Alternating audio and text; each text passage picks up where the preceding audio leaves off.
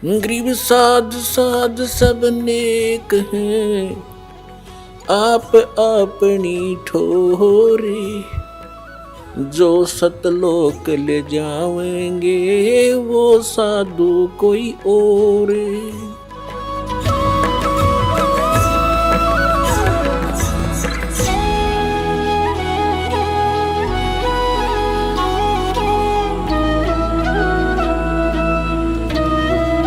तो प्रसंग चल रहा है कि ऐसे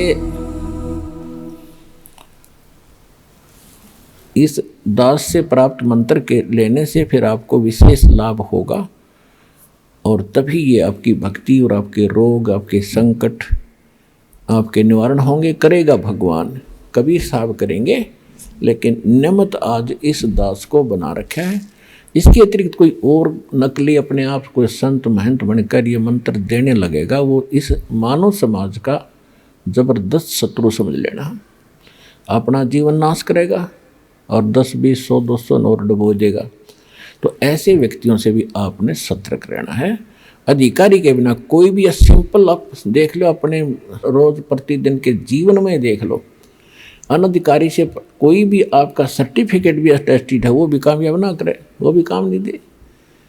और हम तो एक इतने अनमोल जीवन के साथ सौदा कर रहे हैं और इसको ऐसे सहज में ले रखा हमने, क्योंकि हम इससे परिचित नहीं हैं। हम उसी प्रसंग पर आते हैं कि गीता अध्याय नंबर 8 के श्लोक नंबर 16 में कहा है कि ब्रह्मलोक में गए हुए प्राणी भी फिर जन्म मृत्यु में आते हैं, उनका मोक्ष नहीं होता। तो इतनी सिद्ध हुआ कि गीता ज्ञान दाता की भक्ति करने वाला जो ओम नाम के जाप को सर्वश्रेष्ठ मानकर आज तक ये ऋषि में ऋषि मानते रहे, ओम नाम सबसे बड़ा, इससे बड़ा ना कोई, ओम नाम का जाप करे तो शुद्ध आत्मा हुए। हमने ये लोक वेद सुन रखी थी, दंत कथा, और उसी पर आरूढ़ थे। अब ओम तो बहुत नियमन सत्र का जाप है इस मोक्ष मार्ग में, लेकिन ये व्यर्थ नहीं है।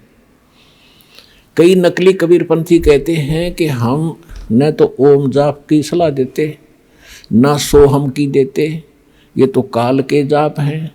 वो जाप क्या देते हैं? सतनाम सतगुरु, या 5 नाम देते हैं, अजर नाम, अमी नाम, अमर नाम, पाताले सब संधु नाम, यही हंस का काम। ये तो पूरी आरती गोट रखी है, ये कोई मंत्र है? तो पुण्यात्माओं, जब तक संत नहीं मिलेगा, सतगुरु नहीं मिलेगा, जीव कल्याण नहीं हो सकता।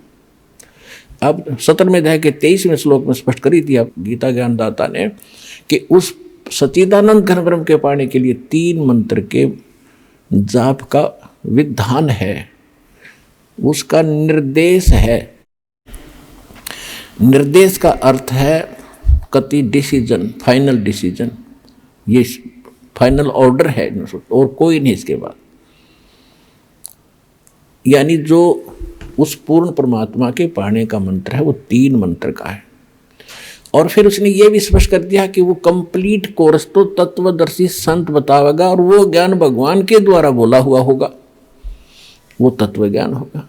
तो उस कंप्लीट कोर्स में, वो कंप्लीट कोर्स परमात्मा ने स्वयं दिया था कबीर सागर में। तो कबीर सागर में इन कबीर पंथियों ने वो नाम डिस्टर्ब कर दिए कुछ, ये जान करके ये तो काल के जाप हैं, हम नहीं करेंगे। अब परमात्मा ने मालूम था काल हमारे यहाँ कहाँ गड़बड़ करेगा, तो आदरणीय गरीबदास साहिब जी के द्वारा दोबारा वो वाणी ज्यों की त्यों कंप्लीट कोर्स उनके माध्यम से फिर बुलवा दिया। और 600 वर्ष पहले पालक ने धर्मदास जी से कहा था कि जब 12वां पंथ चलेगा गरीबदास वाला, उसके गरीबदास जी के माध्यम से मेरी महिमा की वाणी पुनः प्रकट होगी।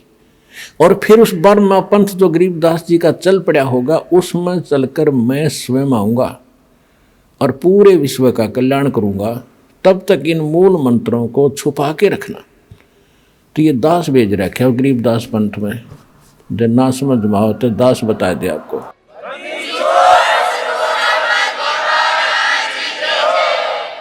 तो अब उस परमात्मा ने वो कंप्लीट कोर्स दे रखा।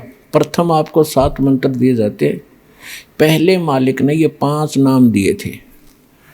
आदरणीय धर्मदास जी को भी तो कंप्लीट कोर्स दे दिया था और उसको प्रतिबंध लगा दिया था, धर्मदास मेरी लाख दुआई ये मूल ज्ञान और ये सारे मंत्र ये किताब बाहर ना जाए, अपने वंशजों को भी ना बताना। धर्मदास परमात्मा ने यहाँ तक कह दिया था, अपने बच्चों को भी ना बताना, ना मेरा मिशन फेल हो जाएगा, मेरे बच्चे पार नहीं होंगे, काल के जाल में भयंकर यातनाएं भोगते रहेंगे। जब धर्मदास जी को चिंता बनी, एक क्योंकि वृद्ध अवस्था हो गई थी, 100 से ऊपर आयु हो गई थी, तब उसने परमात्मा से कहा कि भगवान आपने प्रतिबंध लगा दिया, जो मंत्र आपने मुझे दिए हैं इसके बिना मोक्ष नहीं हो सकता, और आपने मुझे 42 पीढ़ी का वरदान दे दिया कि मेरा 42 पीढ़ी तक वंश भी चलेगा। तो परमात्मा मेरे वाले वंश के बच्चे कैसे पार होंगे? मुझे ये चिंता खाई जा रही है, ना मरा जा रहा है, ना मैं जी पा रहा हूँ, अब क्या करूँ? परमात्मा ने देखा कि ये बात बिगाड़ेगा, और वृद्ध अवस्था में दिमाग स्लिप हो जाता है, ममता घनी बढ़ा कर परिवार में। तो परमात्मा ने कहा कि धर्मदास समझ मेरी बात को सुन, देखो अभी ये मंत्र डिस्क्लोज कर दिया तो पूरे इरकाल के दूतों का हाथ लग जाएंगे, और समय वो अभी आया नहीं है कि सारा संसार समझ सके मेरे को, और ये बात बिगड़ जाएगी।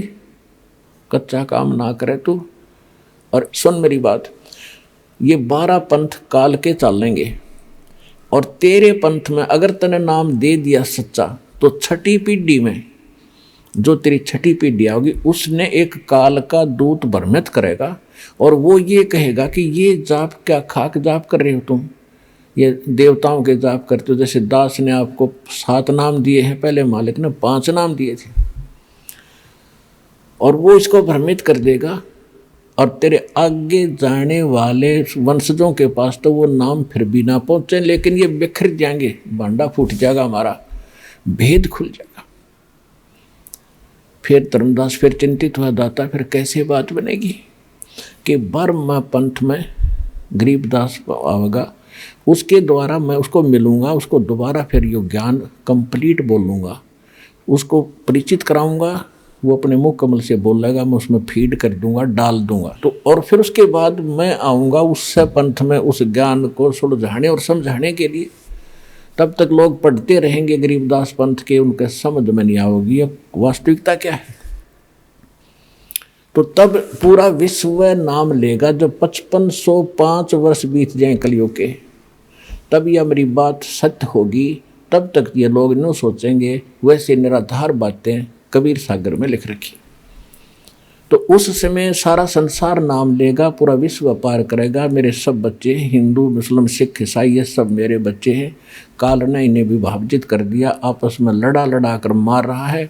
मैं इन सब को फिर एक करूँगा, ऐसा ज्ञान दूंगा प्रमाणित। धर्मदास तू चिंता ना करे, जब सारा संसार पार होगा तेरे 42 वंश भी पार हो जाएंगे। तब उसको शांति हुई। फिर परमात्मा ने देखा कि ये तो बात बिगाड़ेगा, उसको प्रेरणा की, धर्मदास जी को प्रेरणा की कि भगवान मुझे अपना वो स्थान दिखाओ जहां बैठकर आपने समुद्र को रोका था, जो जगन्नाथ के मंदिर जो पुरी में बना है, आपने बचाया था समुद्र से, जो 4 5 6 बार उसको तोड़ दिया था। तो वो स्थान देखना चाहूँ तो वहाँ ले गए भगवान उसको। वहाँ जाकर सब परिचित कराया कि बोल तू सतलोक जाना चाहता है? कहा जी सतलोक जाना चाहता। तो भाई तेरे नाम में दोष आ गया, तेरी ममता बच्चों में बढ़ गई, तूने मेरी बात का अवहेलना करने की सोच रखी थी। तूने सोच रखा था कि परमात्मा चले गए पीछे तो नाम दे दूंगा। कहा जी नो की नो सोच रहा था।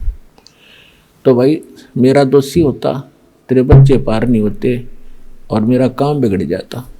अब तो दोबारा नाम ले, पुनरुपदेश दिया परमात्मा ने जगन्नाथपुरी में जाकर। वह अलग स्थान है, एक मंदिर अलग है, जहाँ परमात्मा ने समुद्र को रोका था एक पत्थर पर बैठ के। वहाँ एक यादगार बना रखी है कबीर पंथियों ने, दास भी देख कर आया था उसको। वहाँ धर्मदास जी की समाधि बनी हुई है, वही समाधि दे दी उसको, पर सारा कंप्लीट नाम दे के अब तू स्मरण कर, अब तू निकल जाए यहाँ से। तो धर्मदास जी को वहाँ से अपने सामने चलता कर दिया। और फिर धर्मदास जी के प्रथम जो पुत्र था चूड़ामणि जी, उसको 5 नाम दिए। ये जो आपको दिए जाते हैं मतलब बीच बीच के।